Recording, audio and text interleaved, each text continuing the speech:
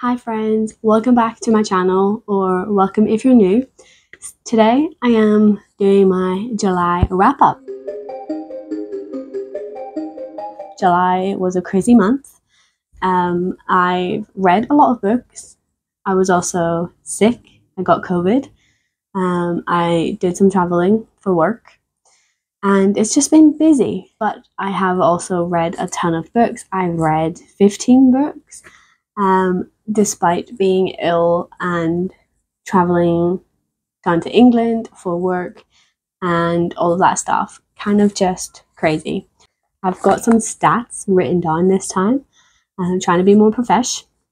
So the 15 books that I read, they equated to 4,736 pages read in total, and 29 hours listened to. So I read 9 physical books. I read 3 with audio and physically, so mixed media. I read 3 mixed media. Then I listened to 3 audiobooks by themselves. The highest rated book for me was The Halloween Tree, and the worst book for me was a 3-way tie. At the end of the month, I went through a period of time where I was just reading 2-star books, and it was not fun. I didn't enjoy it. It's the first time it's happened to me in a really long time, so that wasn't great. And those are Fault, Hunting Party, and Desert Creatures. So I'm going to tell you about those soon. Those are just some of the stats that I've had to tell you about. So we're going to start this with the audiobooks that I listened to, solely listening to. And the first one of the month was Gwendy's Magic Feather. So this is the second in Gwendy's Button Box series or trilogy. And the first book I absolutely adored. It was so cute. And the storyline was incredible. And I really liked the writing style. And this one was exactly the same. I really loved the overall plot of the story and how it's kind of developed from a button box to a magic feather, and how Gwendy is still involved with all of this. So yeah, it was a really good sequel to the first one. I still think the button box was much better of a book, but I still rated the magic feather up there. I think I give it like 4 stars. So again, it was such a fun read, and I'm now wanting to read the final book in that trilogy, which is Gwendy's Final Task, because I think I just really liked this series so far. So I'm really looking forward to delving back in and rounding out that series.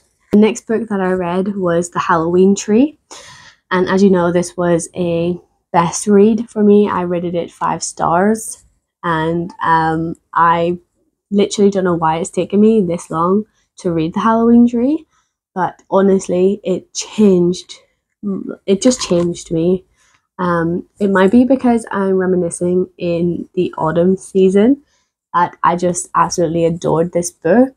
The atmosphere that was created through the narration was immaculate. The overall plot of the story was great. We're following a set of children who go out on Halloween, and they're like chasing their friend through time at each historical country that is significant in Halloween. So for example, in Ireland, where Halloween originated, for Samhain, that was an incredible experience to go on, and I really do believe that this was written so well. You kind of get a bit of historical elements in there and some facts about Halloween throughout time, and it's such a cute story. I really loved reading it, and yeah, I mean, it's going to be a tradition for me to read every Halloween season, because I really loved it. I couldn't fault the book.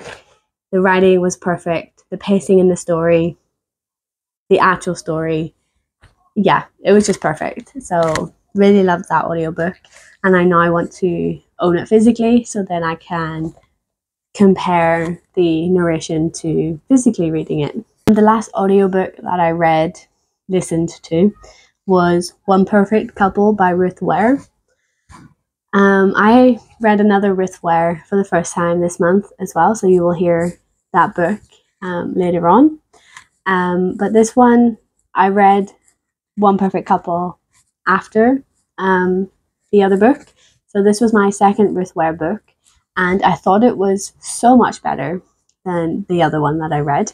This had such a, I think, really good character development. It's something that I struggled with in the other book. I thought her writing of the characters weren't great, but this one we're following like sets of couples who go on this reality TV show that's on an island, and there's a storm that hits and they get stranded. So they're isolated. There's this thriller. People are dying, and they're trying to like just survive and get off this island. And so there's a lot of twists and turns, and I feel like this story had a much better plot twist than the other one that I read. So I rated One Perfect Couple a lot higher, and it has set me up for trying another Ruth Ware book. Now we move on to the physical books. This is in no particular order. I'm just going to pick up a book that is right here and talk to you about it. So, The Hunting Party by Lucy Foley. It had so much potential, but the writing just didn't stick. So I thought the overall idea of the story was kind of good, but the execution wasn't great. I didn't enjoy the writing style. It felt like it dragged a lot in certain points of this book. There was a lot of unnecessary dialogue, at least in my opinion. I just didn't know if Lucy Foley's writing was for me. This is the first book from her that I'm reading. I am giving The Paris Apartment and her latest release a try. So yeah, I'm really looking forward to seeing if her writing is different in these other books. But I think The Hunting Party was hyped up too much, and the writing just didn't hit with me, and I really did not like the ending. It just wasn't good for me. So this was tied third for one of the worst books for that reason. Next up, we have The Hike by Lucy Clark. I really enjoyed this book. This is a thriller that is set in the wilderness in Norway. And it's a group of friends who every year go on an annual holiday. And this time, one of the friends decided to do a hiking holiday, which is quite different from what they usually do. And they find themselves stumbling upon a crime, and they don't really know what to do, how to react, and it's not the perfect place to be. So this book started off one way and twisted to another. So I give this book props for doing that. I was thinking it was going a certain direction, and it completely 180'd, which I thought was really fun. Loved that about the book. The writing was paced well. It kept you hooked and wanting more, unlike The Hunting Party. So this book, as a thriller against another thriller, this one was so much more superior. I really loved reading this book, and yeah, I give this one like a 3.5, 4 stars. Yeah, I thought it was incredible. So yeah, that's The Hike. So You'd Look Better as a Ghost by Joanna Wallace. This is a book that I got in my Abominable Book box. This was a book that I was really looking forward to reading, and it was completely different, a different type of thriller. It kind of took the genre and turned it on its head.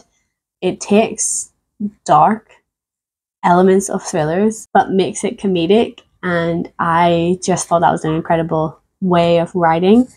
And so essentially we are following this girl who loses her dad, and finds out that she likes to kill people.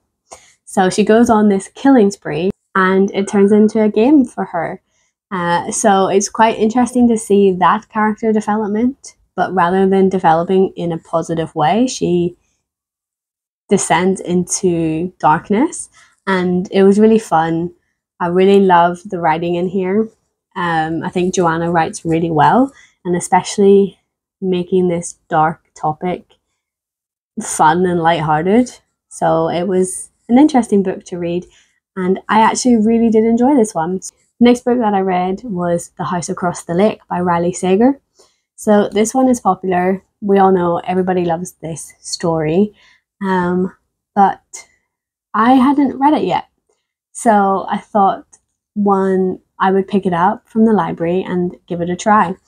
And I'm glad that I did. So this book, we're following a woman who lives in a house, and she has a couple in the house across the lake from her. And she's watching them. Something happens, and she is worried for the life of another person in the house across the lake. So this thriller kind of takes you on that journey. It does have the main character trope of, like, you can't trust them, they're alcoholic, they don't know what they're talking about, that trope. I'm not a fan of that trope. So I think I give this a lesser score for that reason. I just don't enjoy that trope as such. It just gives women a really unhinged, you can't trust them narrative, and I don't like that in stories. But I think the overall plot of this was okay. I think it could have been delivered slightly better, but yeah, it wasn't such a bad read. I enjoyed it. It was a fun read. But yeah, I don't think it stands out as one of Riley Sager's best stories. At least at this point. I am trying to read more of his work. And then I read A Curse for True Love by Stephanie Garber. So this is the final book in the Once Upon a Broken Heart series, the trilogy. Keep saying it's a series. I was really looking forward to this, but don't think it really hit the mark for me.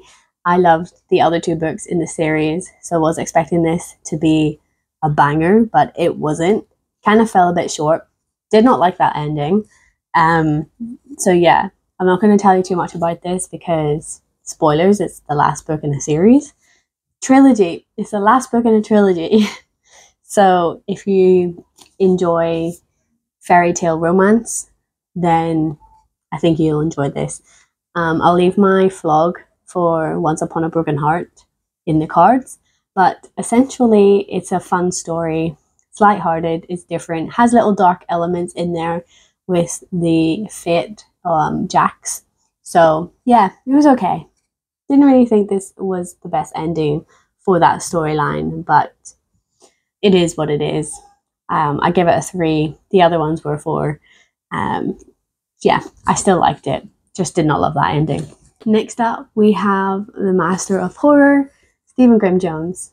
I Was a Teenage Slasher. I loved this book. So I really enjoyed this book. It would have been a 5-star if there was shorter chapters, actual chapter breaks, but it just felt really long to get through. And Stephen Graham Jones does that a lot. So whilst he's a favourite author of mine, I do give him 4 stars more than 5 for that reason. It takes me a lot longer to get through his books, but I still love them when I do. So this, again, is another standout book from him. This is a story that is like an autobiography written by a serial killer, and it is such an incredible read. You learn so much about this character and the reason why he does what he does.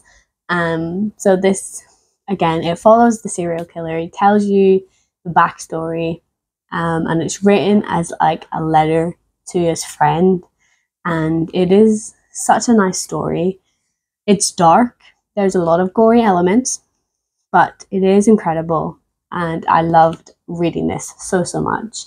It really does take the horror trope and give it a whole new meaning, and I feel like he's doing that a lot recently in his books, which is just incredible to see really loved this guy's writing, and I cannot wait to see what else he can write. But please add more chapters, because I do struggle to get through chunky sections of text. Next up, we have Desert Creatures. This is again the other book in my Abominable box, a book I wanted to read for the summer, and I'm kind of disappointed by this book. So this was, to me, sounding like it was going to be The Stand, but a lot shorter. I really loved The Stand by Stephen King, and that's like centered around a virus, and they go on a pilgrimage to kind of seek salvation, but then it turns into a fight against good and evil. And so this also has that kind of idea. It is a devastation that wipes across the US, and there's this desert disease, sickness. Essentially, this is a story that just lacked any development. It was so slow. I was hoping for The Stand level of enjoyment, but it wasn't there, and I just didn't really like this book. Then we have The Melancholy Death of Oyster Boy and Other Stories by Tim Burton. I read this at the start of the month for Summerween and absolutely loved it. It is a collection of like poetry, short stories with incredible illustrations, because it is Tim Burton. And I thought this was so cute. I'll leave my vlog up in the cards so you can go check that out. But this was an incredible read. I was laughing throughout. It's a stunning look into adolescence and being an outsider. So all of us weird kids can totally relate to that feeling. So this one was such a fun read, and yeah, I really loved reading it. Next up, we have The Woman in Cabin 10 by Ruth Ware. This was the first Ruth Ware book that I was talking about, but this book essentially follows a woman who is invited as a journalist onto this cruise ship that is just launching to kind of put it out there in the world. And she is put into cabin 9 next to cabin 10, and she discovers that the woman in cabin 10 has disappeared. So she goes on this rampage of trying to solve the mystery whilst being at sea, where the woman has gone, who she is, and why people aren't really caring that much. So this is a good thriller. I will say that it is a good thriller. It just doesn't stand out to me because, like I mentioned before, the narrative that the woman can't be trusted. I hate stories that make women out to be hysterical or not trustworthy because they're drinking or whatever. So it's kind of something that I mark books down for. I don't enjoy that element of stories. I don't feel it's necessary, but that is the direction that she took for this book. The plot twist was fun in this. It was definitely a fun read, and it kept me wanting more, so I do give it props for that. So yeah, it wasn't a bad story. I did just enjoy One Perfect Couple a lot more than The Woman in Cabin 10. Then we have Slasher Witch at the Water Park by Penny Moons. This was again another Summerween read. So this story was following a family going to a water park. Then the Bog Witch is summoned and asked to leave. So chaos takes place. And so everybody starts killing, falling off water slides. There is blood, there's gore. There's a lot of weird stuff happening in this story. So it was fun to read. Definitely a summertime book. You get that feeling. But I wouldn't rate it highly in terms of storyline, plot development, character development. It's just a fun read. So, and she even says it in the book herself as well. It's not a serious book, so only read it if you're wanting something that's not too serious. And I think that's definitely what she delivers on. So definitely a fun book to read. Now we're down to the last two books. So the next one is Chlorine by Jade Song. I didn't enjoy this one. It had potential. I feel like the messaging and the underlying themes in this book are so important to highlight. It delves into body dysmorphia and how this girl, who is a swimmer, is pressurized into the culture, and she is a Chinese American, so she has experience with racism, misogyny, all of that sort of thing, and it creates a lot of these like hatred mindsets in her, and so she wants to become a mermaid. She doesn't feel like she's connected to her human body, so she does everything possible to become a mermaid. So it's very eye-opening in that sense, but I don't really enjoy this writing. I feel like it's written younger, even though it's covering a lot of really dark topics. It was still a good book. I just don't really like the writing style. I still give it a 2.5, 3-star, I believe. I just don't think it's a book for me. But I can appreciate the storyline that is created in here. Finally, we have Fault by Lumen Reese. I was so excited for this book, honestly. If you saw my reaction to hauling this book, I was so looking forward to it. The cover is so creepy. Makes it look like it's going to be terrifying. As somebody with thalassophobia, I was really wanting this book to be something that terrifies me, but alas, it did not. This book was a disappointment. It was one of the worst books, tied with The Hunting Party and Desert Creatures. The book starts off so well, focuses on the woman Lucille Seeley and her revenge type storyline. So essentially, there's this monster that breaks through the fault and creates this massive storm that kills Seeley's kids. And she's not there in the town to protect them at the time. So she goes to a farm, builds out this submarine. She is an engineer, so she can build these sorts of things, I guess, to go down and seek her revenge on the monster who killed her kids. So she does that within 10 days, tries to attack the monster, ends up getting sent 30 years in the future. Don't know how that happens. But yeah, the like sound waves and stuff, meaning the monster could ship her 30 years in the future. So it starts off really interesting that she's able to create this submarine, and she does it for her kids. She wants her children back.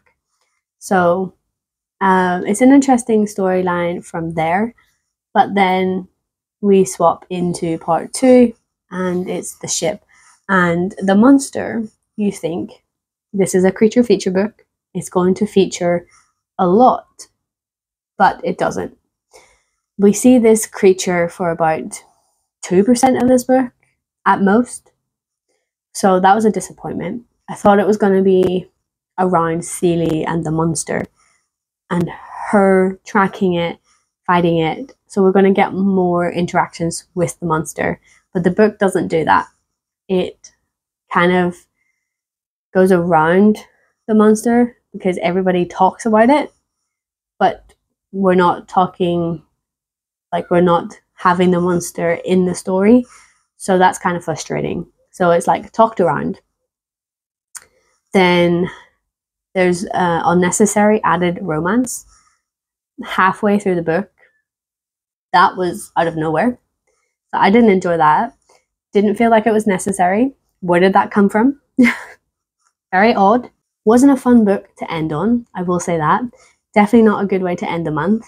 Do not recommend picking The Fault up